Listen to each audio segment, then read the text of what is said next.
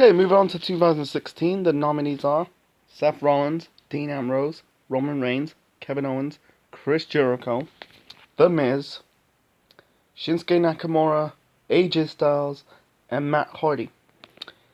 I don't think any of the former members of the Shield are going to win.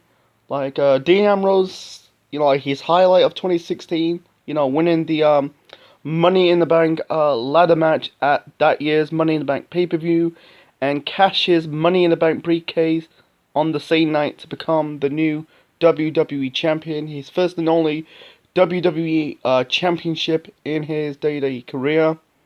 Yeah, his reign as WWE champion was mediocre and lackluster. He had that bad match with Dolph Ziggler at that year's SummerSlam.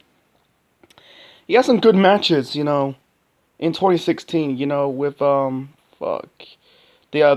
Shield Triple Threat match at Battleground, good matches with AJ Styles at Backlash, and also the TLC match at TLC 2016, and also the Triple Threat match between him, Cena, and Styles at No Mercy, But besides that, he had some bad matches in 2016, I mentioned the Ziggler match at SummerSlam. He had that bad match with Brock Lesnar at WrestleMania 32. The first and only Ambrose Asylum match at Extreme Rules in 2016. Over the whole fucking Jericho destroys Mitch. It's just, come on, man. With Seth Rollins, he had a good year. Like, Ambrose had a mixed bag year. But yeah, Rollins, he came back in 2016 after the knee injury, beat Reigns for the WWE title. His second reign lasted about minutes before Ambrose cashed the briefcase on him. He turned babyface after Triple H turned on him. That really built up their match at WrestleMania 33 the following year. But besides that, his momentum was gone. I think the knee injury and the face turn kind of hurt Rollins' momentum. Yeah, good matches with Kevin Owens, but yeah, it was kind of disappointing with the interference of Chris Jericho. But besides that, he had a good 2016, but not a great one. Yeah, he had a good match with Finn Balor at SummerSlam for the Universal title.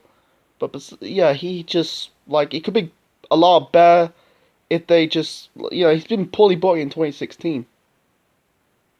Roman Reigns, don't get me on him. He started the year as WWE champion. And, he lost the belt to Triple H at Royal Rumble. Regained it at WrestleMania 32. Yeah, the fans did not like this match. It was disappointing.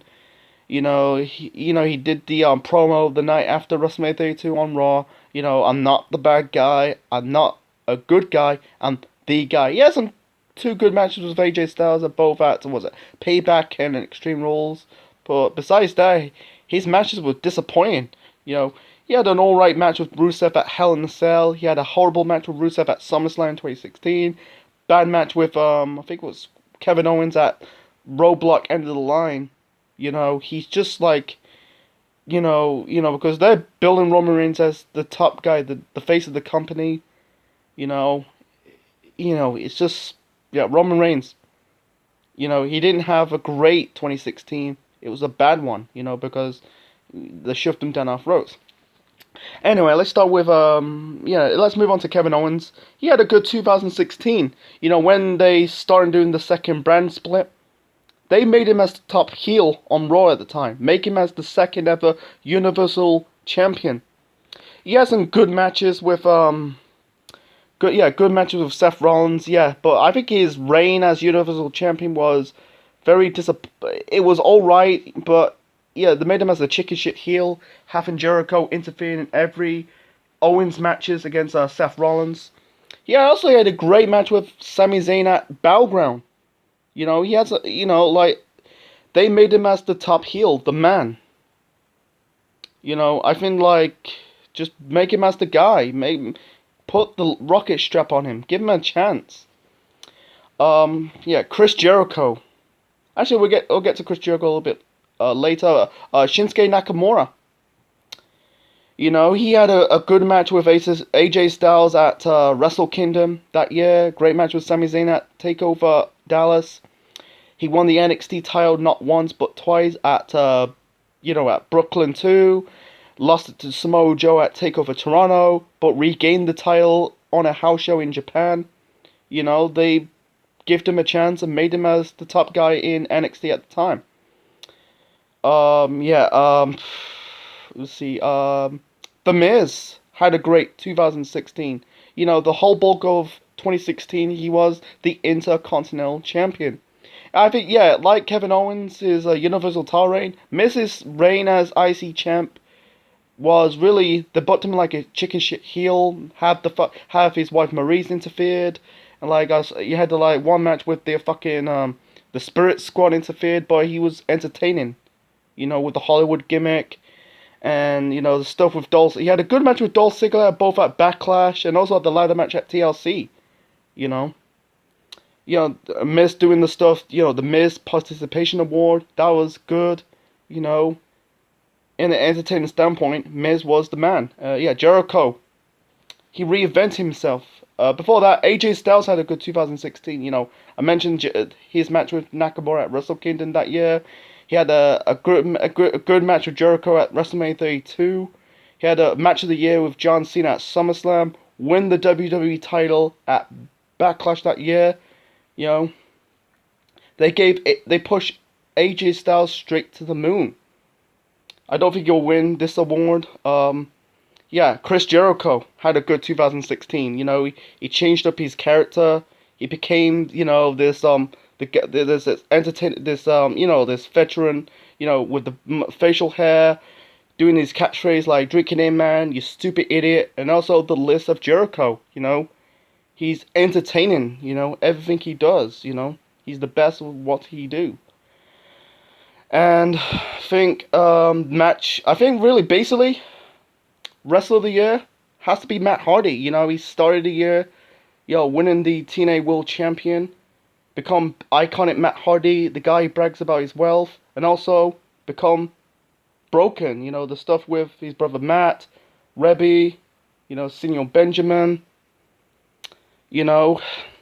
Sorry folks, it was cut out. I'm doing this video on Power Director. So anyway, back to Matt Hardy. He had a great 2016. He started the year winning the TNA World title for the second time. Won it from EC3, did the double turn. EC3 is the babyface, Matt Hardy's the heel, become iconic. Matt Hardy, Big Money Matt, the guy who brags about his wealth, and then in the summer, he transformed his character to become broken, feuding with his brother Jeff, the stuff with his wife Rebby, Maxwell, Tangle One, the drone, Starsgard, the fucking boat, Maxwell, they had a great match with the Decay at Bound for Glory in 2016, the Broken Hardys won the tag team titles. In an entertaining standpoint, Matt Hardy's got to be Wrestler of the Year of 2016, not by his matches, but by his character, he's just getting with the times, make the character larger than life. It's a damn shame they never, WWE went full throttle with the gimmick, but they probably booked it. But yeah, Matt Hardy has to be Wrestler of the Year of 2016. By entertaining standpoint.